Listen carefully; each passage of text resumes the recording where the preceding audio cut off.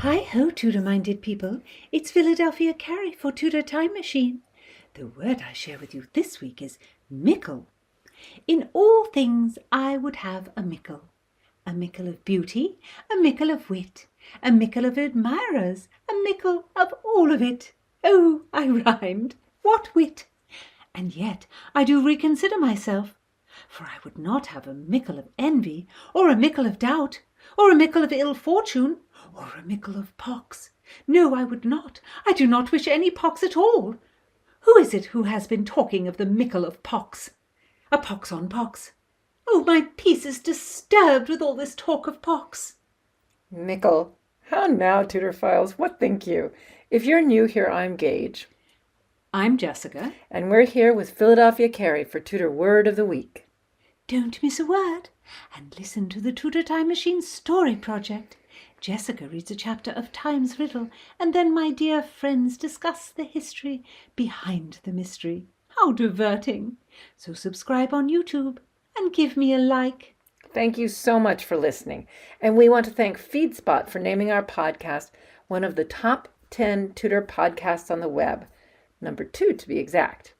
Tudorphiles are just an amazing bunch. Every one of you has the wit of Rosalind and the heart of Cordelia. Philadelphia, can you give us the spelling of mickle, our word of the week? It is spelled M-I-C-K-L-E. Mickle. And it means a large quantity or a great amount. And so I beg you to heed my words. I do not want a mickle of pox. No one wants you to have a mickle of pox, or any pox at all. We wish you to have a mickle of health. So this word has always caused confusion. There was a famous proverb in the 16th century, many a little makes a mickle. That doesn't really seem like a proverb to me, because many small amounts put together make a large amount. That just seems like a statement of the obvious. I mean, it's a proverb, even if it's not a very good one. Okay. I guess people liked it. Okay. But when people said the proverb, they would alter it, and they started saying, many a mickle makes a muckle. And then that led to the belief that mickle meant a little and muckle meant a great deal, but it was all a confusion because mickle means a great deal. Mickle, our word of the week, is in a play that is all about confusion, so it's well placed. It's in Shakespeare's A Comedy of Errors. Comedy of Errors is really funny, but it's one of those plays that doesn't seem like it should work on the page or when you hear the synopsis of it, but it really does. It's a play about mistaken identities and twins. So the two male romantic leads are twins, and their two comic servants are also twins, and that leads to all kinds of crazy mix-ups. And this play was considered one of Shakespeare's first plays, and it was a huge hit. The Christmas hit of 1594. In this time period, the English are so obsessed with things that are classical. And this play was adapted from the Roman playwright Plautus' comedy, which was called The Menechmi. And that's also about twins and mistaken identity. And Shakespeare not only used Roman comedy, but he also incorporated elements from Commedia dell'arte, which was incredibly popular at this time. Now we think of commedia as being clownish, but in this time period, commedia was considered the most refined theater style of the European world. Philadelphia, will you tell us the plot of the Comedy of Errors? Indeed, I shall try. A lovely noble woman has twin boys, and her husband is so delighted he finds a newborn set of twin boys to be his own son's servants. Twin boy masters and twin boy servants. So diverting. But sadly, mother, father, sons, and servants are separated in a great storm at sea.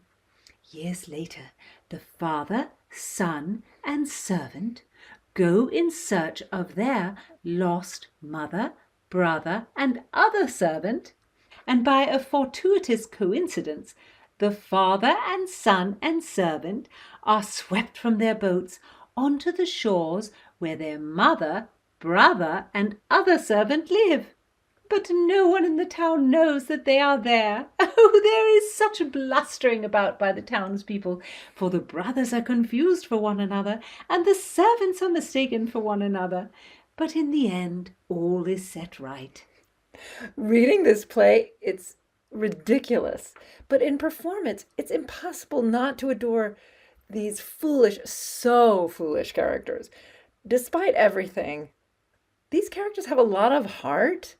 And in the scene where our word of the week is used, the servants meet each other for the first time.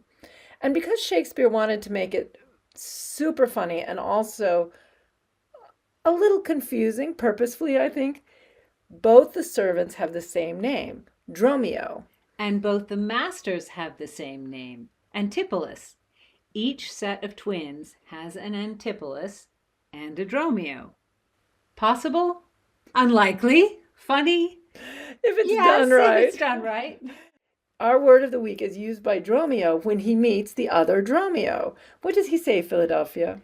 The fellow is surprised. He says, "Villain, thou hast stolen both mine office and my name. The one ne'er got me credit, the other mickle blame. If thou hadst been Dromio today in my place, thou wouldst have changed thy face for a name, or thy name for an ass." This is so different from the Revenger's tragedies we've been talking about, or something like Hamlet. Shakespeare isn't showing us his great understanding of the human condition in this play.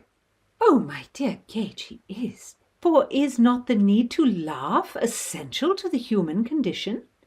It is, Philadelphia. Master Shakespeare loves to make us laugh. Indeed, even when a play is very sad, he shall make us smile, even as we feel the tears begin to well. You wrong him, Gage, you wrong him. Master Shakespeare, wherever you may be, I make my deepest apology. You rhymed. So I did. How diverting. I wish all our Tudor files a mickle of laughter every day. So give heed, Tudorphiles, bring some 16th century sauce to your vocabulary with Mickle. Listen in next time. Don't miss a word. Subscribe on YouTube and give me a like.